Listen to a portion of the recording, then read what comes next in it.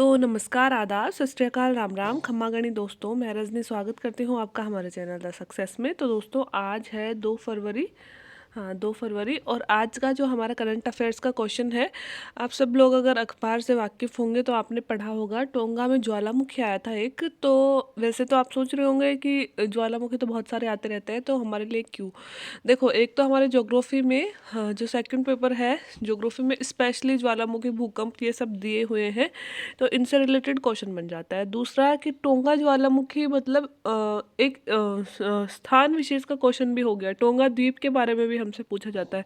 हम अक्सर ये देखते हैं कि अखबारों में जो स्थान सुर्खियों में होता है ना, विशेषकर ये द्वीप वगैरह, ये हमसे एग्जाम में पूछ ले जाते हैं ना। तो इसलिए भी कि एक तो टोंगा द्वीप की थोड़ी स्थिति क्लियर हो जाए कि भाई कहाँ पे है, और दूसरा कि टोंगा ज्वालामुखी, जो ज्वालामुखी आया है उसकी मतलब जो हाँ, विनाशकारी क्षमता है, वो ऐसे बोला जाता है कि उससे जितने मतलब गुब्बार के बादल उठे थे, धुएं के बादल उठे थे जब ज्वालामुखी विस्फोट हुआ, तो वो हिरोशिमा और नागासाकी पर जो बम फेंका गया था, परमाणु बम, उसके बाद में सर्वाधिक थे। मतलब उस टाइम जितने बादल बने थे और मतलब पोल्यूशन हुआ था, उस तरह का ही माहौल कुछ अभी भी हुआ था, है ना। तो आप समझ सकते हो कि बहुत ही विभत्स ज्वालामुखी था। और ये ज्वालामुखी जहाँ पे है, उसके आसपास के दूर दूर के, आसपास के ही नहीं, दूर दूर के क्षेत्रों को इसने प्रभावित किया था। ठीक है। तो यहाँ पे एक चीज़ हो गई। एक्चुअली मैं क्वेश्चन पहले तैयार कर लेती हूँ। मुझे यहाँ पे मैप बनाना था टोंगा का। टोंगा का मतलब टोंगा दिखाना था, है ना। लेकिन वो मैप बनाना भूल गई, और सुबह अब मैं क्वेश्चन तैयार कर रही हूँ, मतलब क्वेश्चन पहले का तैयार किया हुआ था, तो मैंने सोचा होगा कि पहले आंसर लिख लूँ और फिर मैप बना लूँगी, लेकिन वो दिमाग से निकल गया। और अब वीडियो तैयार कर रही हूँ, तो अब क्या है कि स्कूल जाना होता है, तो थोड़ा जल्दी में रहती हूँ, तो अब मैं वो बना नहीं पाऊँगी। तो आप जब भी टोंगा का ज्वालामुखी वाले क्वेश्चन तैयार करो अपने हिसाब से, तो आप ज़रूर अपनी कॉपी में मैप बना लेना। स्थिति तो मैं बता ही दूंगी, बाकी आप लोगों के पास एटलस होगी, गूगल मैप्स हैं ही। तो एक बार टोंगा ज्वालामुखी, टोंगा द्वीप कहाँ है, ये ज़रूर देख लेना, क्योंकि इस क्वेश्चन को लाने का मकसद सबसे बड़ा तो वही है कि टोंगा द्वीप की स्थिति दिखाना, और दूसरा कि ये ज्वालामुखी कितना विनाशकारी है। और देखो, पिछले 1-2 साल में ना आईएएस में इस तरह के क्वेश्चन आए हैं, जैसे ज्वालामुखी अपन को पता है क्या होते हैं, भूकंप पता है क्या होते हैं, ज्वालामुखी रिंग ऑफ फायर अपन को पता है क्या होती है।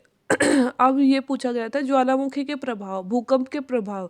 तो इसमें मैंने थोड़ा सा इस ज्वालामुखी का जो प्रभाव हुआ है आमजन पर, मतलब आसपास के लोगों पर, आसपास के देशों पर, वो बहुत ज़्यादा हुआ था। तो इसलिए मैंने 2 4 5 प्रभाव लिख दिए, ताकि हमको इसकी कैपेसिटी का पता चले कि कितना खतरनाक था, है ना।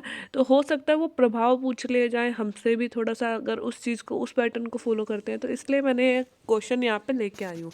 ठीक है। तो ये दक्षिणी प्रशांत महासागर में शुरू करते हैं। दक्षिणी प्रशांत महासागर में स्थित टोंगा द्वीप में भयानक ज्वालामुखी उद्गार हुआ। देखो, आपको पता है कि यहाँ पे ऐसे एशिया फैला हुआ है, और एशिया में ये इंडोनेशिया, ये मलेशिया, इंडोनेशिया, और ये जावा सुमात्रा द्वीप है, और यहाँ पे फिलीपींस द्वीप है, यहाँ पे जापान है। ठीक है। और नीचे ऑस्ट्रेलिया है। यहाँ पे लगभग टोंगा ज्वालामुखी स्थित है दक्षिणी प्रशांत महासागर में। फिलीपींस और इंडोनेशिया, मलेशिया, इनके आसपास ही स्थित, मान लो इनके आसपास ही यहाँ पे स्थित है। स्थिति आप समझ गए होंगे। और उत्तरी अमेरिका, दक्षिणी अमेरिका यहाँ पे है। ये उत्तरी अमेरिका और ये दक्षिणी अमेरिका यहाँ पे है। ठीक है। तो आप समझ गए होंगे कि ये टोंगा ज्वालामुखी बता रही हूँ मैं। ठीक है। तो टोंगा ज्वालामुखी कहाँ पे है, तो ये दक्षिणी प्रशांत महासागर में स्थित टोंगा द्वीप में भयानक ज्वालामुखी उद्गार हुआ। क्वेश्चन लाने का अर्थ यही था कि जो ज्वालामुखी उद्गार हुआ है उससे थोड़ा सा आपको रूबरू करवा दूँ। यह एक अंडर सी ज्वालामुखी था। देखो, ज्वालामुखी 2 प्रकार से आते हैं, एक तो भूमि पर आते हैं और एक समुद्र के अंदर आते हैं। तो दोस्तों, भूमि वाले और ऑब्वियस सी बात है, भूमि पे आएंगे तो वहाँ अगर लोग रह रहे होंगे तो वो ज़्यादा खतरनाक होगा। और समुद्र में अगर ज्वालामुखी आया, जैसे समुद्री सतह, और अगर समुद्र में यहाँ पे ज्वालामुखी आया है और यहाँ से अगर उद्गार होगा, तो आपको पता है क्या होगा कि समुद्र के पानी में हलचल होगी।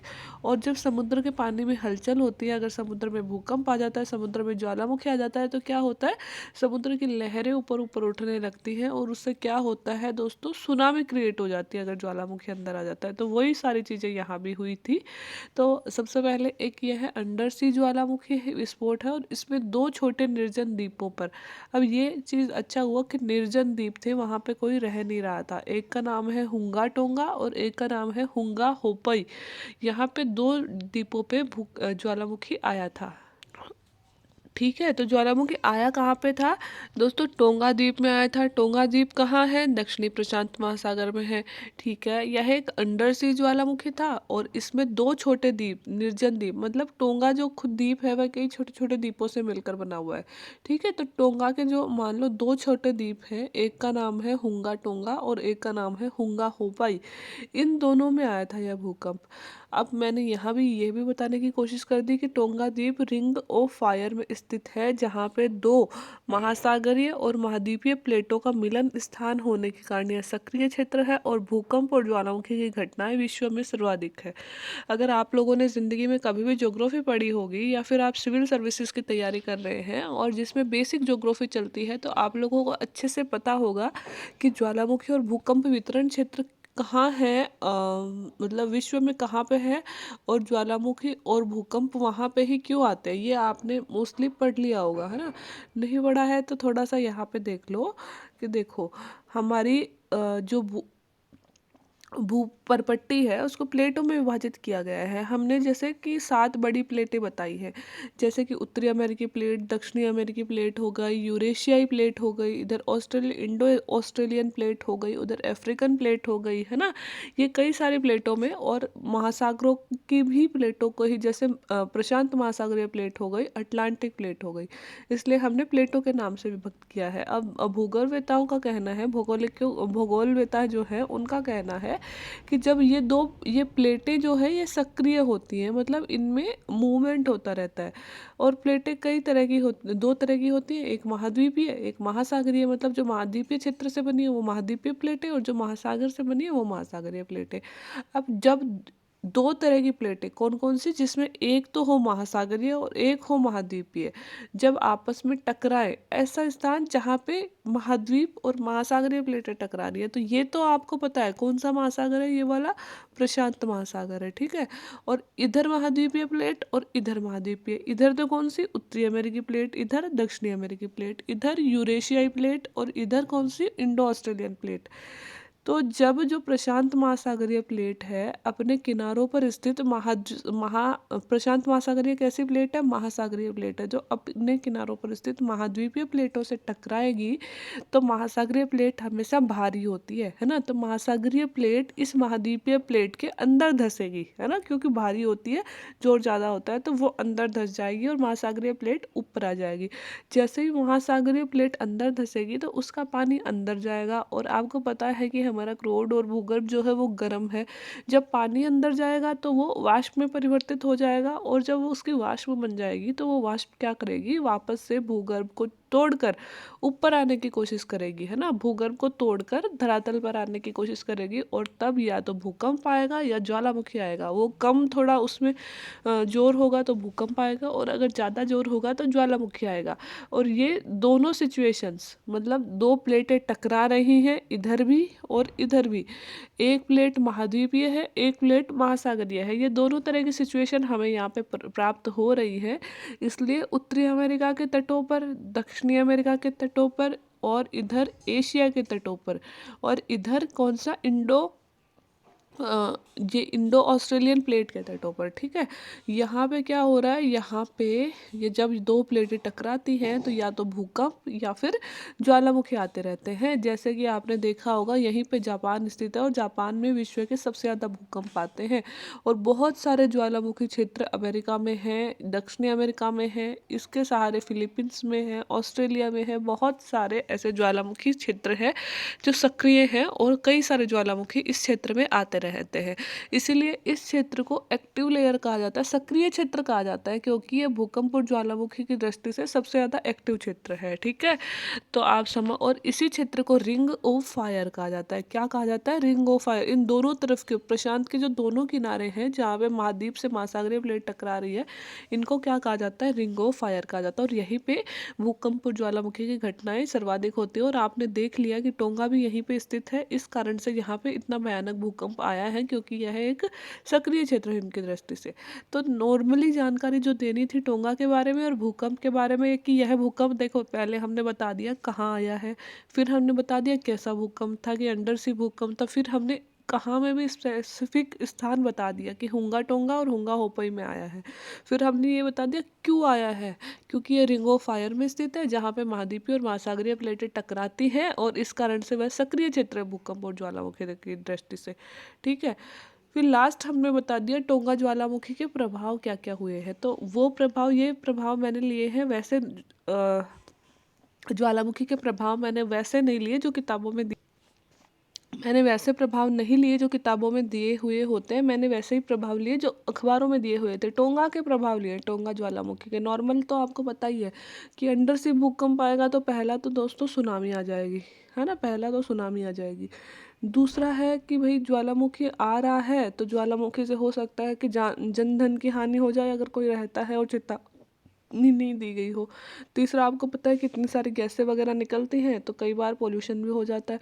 चौथा, आप देखते हो कि मतलब कई बार आकाश ढक जाता है और मतलब कम भी हो जाता है टेम्परेचर, क्योंकि धूल के कण और जो गैसें इतनी सारी निकलती है उससे आकाश ढक जाता है और सूर्य की रोशनी नहीं पहुँच पाती है। ठीक है। और इस तरह की बहुत सारी घटनाएं, ज्वालामुखी की कितनी घटनाएं, मतलब आप अपने अंदाजे से भी लगा सकते हो कि ज्वालामुखी से ये नुकसान हो सकता है। यहाँ पे हम देखो, सबसे पहले तो टोंगा में जहाँ भूकंप आया उसके आसपास 1.5 से 3 मीटर तक ऊंची लहरें उठी, मतलब सुनामी आई। समुद्र में जब लहर उठेगी तो उसे क्या बोलेंगे हम, सुनामी तो बोलेंगे। ठीक है। भयानक भूकंप, है ना। इसके साथ ही समुद्र के अंदर देखो, अगर ज्वालामुखी आ रहा है तो भूकंप तो आएगा ही आएगा, है ना। तो भयानक भूकंप आया और बिजली की गरज से बिजली गिरने की घटनाएं। कह रहे थे कि मतलब 1 मिनट में पता नहीं 100 बार या ऐसे कुछ फ्रिक्वेंसी दी हुई थी कि इतनी बार बिजली गिर रही है, बार बार बार बार बिजली गिर रही है टोंगा में। और बहुत दूर दूर तक के एरिया वाले लोग देख पा रहे हैं कि कितनी भयानक वहाँ गर्जन की घटनाएं हो रही हैं और कितनी बिजली गिरने की घटनाएं मतलब दूर से भी देखी जा रही थी। ये सिचुएशन टोंगा में थी। न्यूजीलैंड में सुनामी की घटना। अब देखो, टोंगा यहाँ है, ऑस्ट्रेलिया यहाँ है और न्यूजीलैंड यहाँ है। इस टोंगा में भूकंप आया और न्यूजीलैंड तक सुनामी आई है, क्योंकि समुद्र तल जो हिला है उस वो हिलते हिलते उसकी लहरें यहाँ तक पहुँची है। तो हालांकि सुनामी आई नहीं थी, क्योंकि न्यूजीलैंड खुद समुद्री देश है और न्यूजीलैंड ने अपने यहाँ पे हाई अलर्ट जारी कर दिया था कि टोंगा में जो ज्वालामुखी आया है उसकी वजह से जो सुनामी आई है उससे न्यूजीलैंड में भी सुनामी आ सकती है ना, वो लहरें हमारे तट से भी टकरा सकती है। पेरू में समुद्री ऑयल स्पिल का खतरा और 90 दिन का पर्यावरणीय आपात। पेरू ने तो लगा ही दिया, क्लाइमेट मतलब आपात लगा दिया था। देखो, ये टोंगा है, नीचे ऑस्ट्रेलिया है और इधर चले तो ये उत्तरी अमेरिका और ये दक्षिणी अमेरिका है। दक्षिणी अमेरिका के यहाँ के तट पर पेरू स्थित है। अब टोंगा से ज्वालामुखी उठ रहा है, टोंगा से ज्वालामुखी हुआ है, यहाँ पे चलते चलते सुनामी आई है और पेरू में समुद्र तट पर जहाज खड़े थे तेल से भरे हुए, वो जहाज पलट गए और वो जहाज जब पलटे तो उनके अंदर जो तेल भरा हुआ था वो तेल समुद्र में फैल गया। और जब तेल समुद्र में फैल जाता है उसे क्या कहते हैं, ऑयल स्पिल की घटना। और जब तेल समुद्र में फैल जाता है तो बहुत सारे जो समुद्री जीव होते हैं वो सांस नहीं ले पाते, क्योंकि वो एक परत समुद्र के ऊपर हो जाती है और इस कारण से वो मर जाता है। इसलिए ऑयल स्पिल की घटना हो गई, कहाँ पे, पेरू में। और सुनामी लहरें जापान तक टकराई, मतलब पेरू, यहाँ पे टोंगा में ज्वालामुखी है और इधर जापान है और यहाँ से सुनामी उठी वो जापान तक टकराई, नीचे न्यूजीलैंड तक जा रही है, इधर पेरू तक जा रही है। तो आप सोचो कि कितना भयानक ज्वालामुखी होगा कि जिसने पूरे प्रशांत महासागर को हिला के रख दिया। तो अगर आपसे कारण पूछे जाएँ, ये कारण में भी ना पूछे जाएँ, स्पेशल टोंगा के कारण ना पूछे जाएँ, लेकिन आप लोग समझ सको कि मतलब कितना खतरनाक ज्वालामुखी था, इसलिए मैंने थोड़ा सा आपको समझा दिया। ठीक है। तो आई होप दोस्तों टोंगा ज्वालामुखी, टोंगा की स्थिति आपको समझ में आ गई होगी। फिर भी अगर कोई कन्फ्यूज़न हो तो एक बार आप टोंगा ज्वालामुखी अपने हिसाब से एटलस में देख लेना और इस क्वेश्चन को जहाँ आप तैयार कर रहे हो ना, इसको मतलब इसके साथ में वो मैप ज़रूर बना लेना टोंगा का, है ना। मेरे से वो रह गया पर आप लोग ज़रूर बना लेना। तो ये था दोस्तों आज का आंसर। आई होप आपको अच्छा लगा होगा। अगर अच्छा लग रहा है तो वीडियो को आप लाइक कर सकते हैं, चैनल को सब्सक्राइब कर सकते हैं और अगर मदद करने की मन में हो किसी की जो मेंस की तैयारी कर रहे हैं तो वहाँ तक पहुँचा भी सकते हैं। बाकी वीडियो देखने के लिए थैंक यू सो मच।